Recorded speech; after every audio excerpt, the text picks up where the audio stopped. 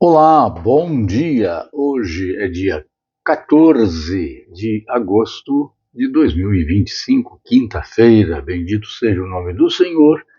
Ele nos concedeu uma noite de descanso, repouso e permitiu que estivéssemos juntos nesta manhã, graças ao nome do Senhor. O texto da nossa devocional continua sendo Gálatas capítulo 5, versos 19 a 21, quando o apóstolo Paulo enumera algumas das obras da carne. Há outras que ele não coloca aqui, mas estas aqui compõem esses núcleos relativos a manifestações da nossa natureza corrompida na esfera da religiosidade, na esfera da sexualidade, das nossas relações interpessoais e também dos nossos aspectos particulares, pessoais.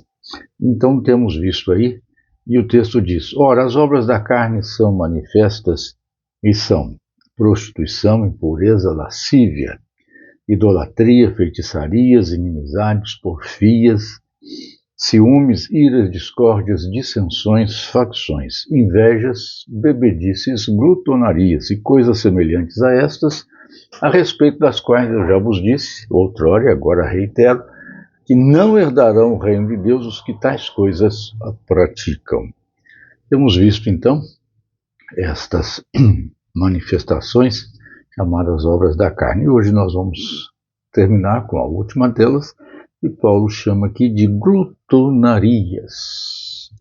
Comi é a palavra grega que temos lá, o komoi.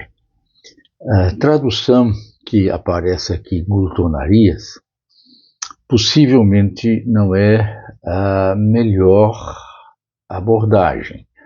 A rigor, de forma bastante assim, quase literal, o que a palavra refere aqui é orgias.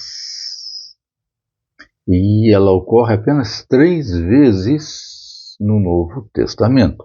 Romanos 13:13, Gálatas 5:21 e 1 de Pedro 4:3. Ela sempre compõe esta parelha, esse par, bebedices e glutonarias. Mas, na verdade, aqui o que temos é bebedices e orgias. O conceito que Paulo coloca aqui seria o excesso, a extravagância, a exacerbação. Bebedices, como nós já vimos, e agora da comida, as comidas. Então, daí a ideia de glutonaria. Mas, na verdade, o que se refere aqui é bacanal ou orgia, mesmo ligada à anterior, que é ligada a Baco, que era o deus do vinho, que fazia com que as festas se tornassem em orgias de bebida e comidas em excesso. Então, é, na verdade, mais tecnicamente orgia do que propriamente comilança. Ele está falando de uma farra sem controle ou restrição dos apetites. Mas por que eu estou dizendo isso? Né? Você pode me perguntar. Bom, é porque nós temos essa ideia, inclusive se estabeleceu aí, eram 9, depois um Papa arriscou 2, ficaram só 7, chamados pecados capitais, que é um arranjo bem posterior da vida da Igreja Cristã. Nunca se falou em pecados, lista de pecados originais. Tá. O que você tem aqui, na verdade, não é uma questão de comer muito. O comer muito é uma intemperança, é um apetite desenfreado, portanto, é uma manifestação da nossa natureza decaída. Mas aqui ele não está se referindo à gula. As pessoas usam esse texto de forma não adequada. Volto a insistir, o que está colocado aqui é orgia. Quando Jesus disse a respeito do que os fariseus pensavam sobre João Batista e ele, Jesus, ele disse: João Batista não veio nem comendo nem bebendo, veio o Filho do Homem comendo e bebendo vinho, dizeis, eis aí um glutão e um bebedor de vinho. A palavra que aparece para glutão, guloso, é fagós, de comer, daí faguim, fagós. Então, aqui não está se referindo necessariamente a comer, mas sim o elemento comida que estava junto com as festas, com as bacanais. Então é orgia. A manifestação desta palavra aqui, cume, é a incontinência ou a imoderação, a falta de controle. Essa é a ideia.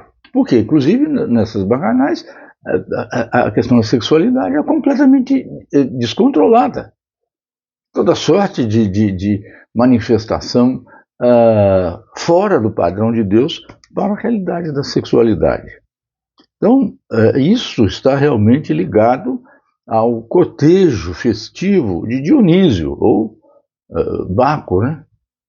É a mesma figura, um na mitologia grega, outro na mitologia romana, só tem um nome diferente.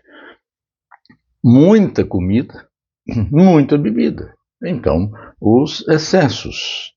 Mas essas festas também, que envolviam esse tipo de orgia, eram também as festas para os atletas vencedores dos jogos, os famosos gladiadores, que depois, então, que conseguiam ali a vitória, mantinham-se vivos, eram presenteados com estas festas, com mulheres, bebida, comida, e abastança havia, evidentemente, descontrole absoluto.